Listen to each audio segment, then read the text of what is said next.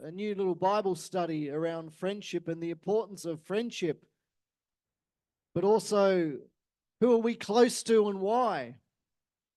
There are a number of key friendships and partnerships in the Bible, and that got me thinking. And we're going to look at a couple of guys called Joshua and Caleb. You might have heard of them. Their stories in Numbers chapter 13. As we look throughout God's word, we see a great story unfold here of two faithful and courageous men. God had a promise for his people that they would indeed, I'll get to that shortly. Yes, that they would indeed inherit the promised land, an amazing land, a spacious land, a land flowing with milk and honey. The people of God are camped out in the wilderness. And the Lord tells Moses to send some men in, some spies. There's 12 of them to go in and explore the land. God had already made a covenant with his people that the land would be theirs. So God instructs Moses to send in spies. They can check out the land and come back with a good report about what it looks like.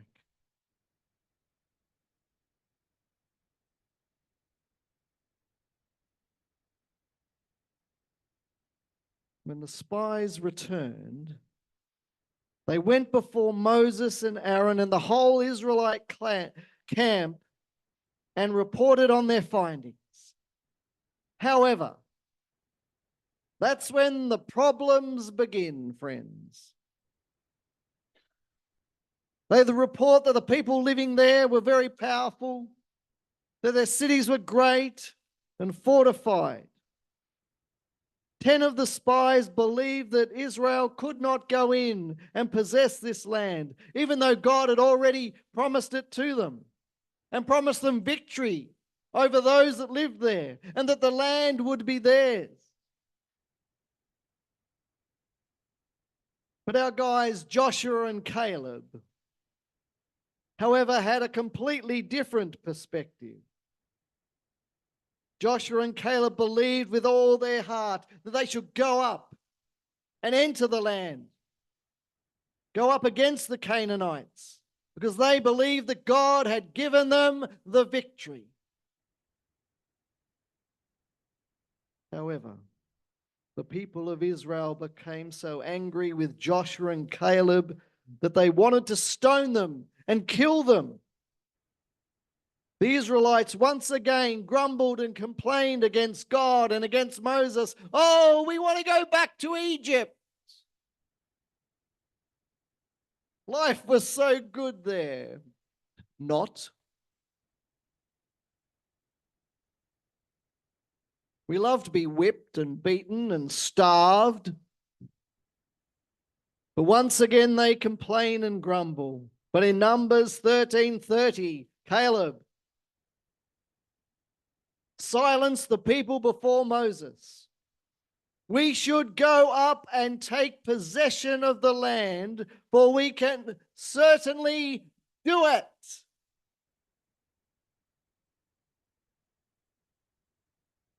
For Joshua and Caleb, their faith was costly. All the Israelites turned against them, wanted to kill them and stone them. I imagine they lost a few friends that day, because the vast majority of the people did not believe them, but believed the other spies out of fear and a negative report. As we stand on our faith, our Christian conviction, everyone will not come with us. Anyone discovered that? Everyone won't agree with us. Maybe your faith has cost you friendships, relationships, a work situation. Maybe because you took a stand for Jesus, it's cost you something. Hopefully people didn't want to stone you.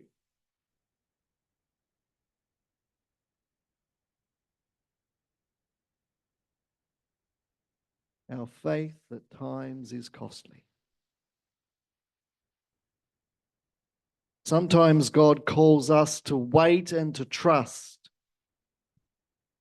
After spying out the land and giving a good report, it took another 40 years, friends, till God allowed Joshua and Caleb to enter this promised land. 40 years. It must have felt like a very long time.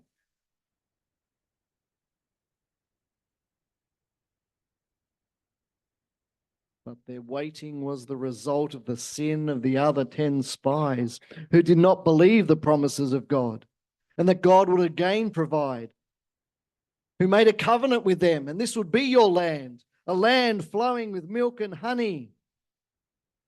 God uses waiting to refine us and shape us, and it's annoying and frustrating, I know.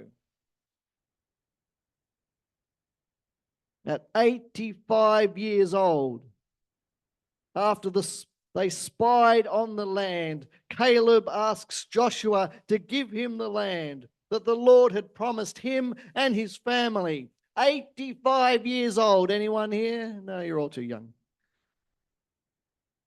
Except Ron. Some might be a little bit more. 85.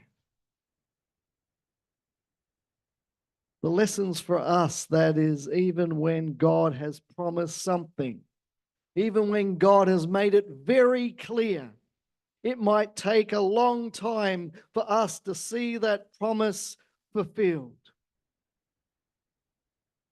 However, in the waiting, our faith can be strengthened. Like Caleb, he kept trusting the Lord even into his old age. Joshua kept trusting the Lord even into his old age, that they would be blessed because of their faithfulness and a true report. Moses' words to the spies before they were sent out: go and do your best. Go and check out the land. I want to know what it's like. Bring back some of the fruit. I want to see if this is indeed a good and marvelous land. So in Numbers 13, Moses says, when he sent them to explore Canaan, he said, go up through the Negev and into the hill country and see what the land is like and whether the people who live there are strong or weak, few or many. We need to know what's before us, what we will face. Verse 19, what kind of land do they live in? Is it a good or is it bad? What kind of towns do they live in? Are they unwalled or fortified? How is the soil? Is it fertile or poor? Are there trees in the land or not? Do your best to bring back some of the fruit of the land. Well, the spies brought back some fruit. 10 of them lacked faith. 10 of them lacked conviction. 10 of them weren't willing to trust in God and his faithful promises to his people. For he had made a covenant that they would enter the promised land. 10 of the spies lacked courage and conviction to act on God's promise. When have we hesitated? When have we hesitated and missed out on the Lord's best for us? As a result, they didn't get to enjoy the fruits and the blessings of God's promised land. Joshua and Caleb, however, friends, not only enjoyed the fruit of the land, they also experienced fruitfulness and faithfulness and a long life. And as we faithfully serve and as we faithfully care and as we be the hands and feet of Jesus and stand on our Christian convictions, we too will faithfully see the fruit of our labor. The story of Joshua and Caleb has many lessons for us as we live a life of faith. Remember that faith involves risk. Faith can be costly. Faith looks to God.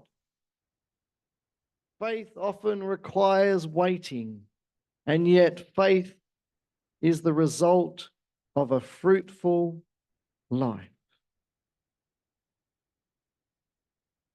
As we know Joshua, he rose up. He rose up to leadership behind Moses, and Caleb enjoyed living with joy and resilience into his old age. They saw God provide, and we have seen God provide in many ways this week, many unexpected ways. Have courage. Have a faith-filled conviction to grab, friends, what's before us. His promises and His plans as we move forward, as we share together, pray together, chat together, work together, come together. We don't walk alone. Let us be strong and courageous, as Joshua 1:9 encourages us. Have I not commanded you? Be strong and courageous. Do not be afraid. Do not be afraid. Do not be discouraged, for the Lord your God will be with you wherever you go.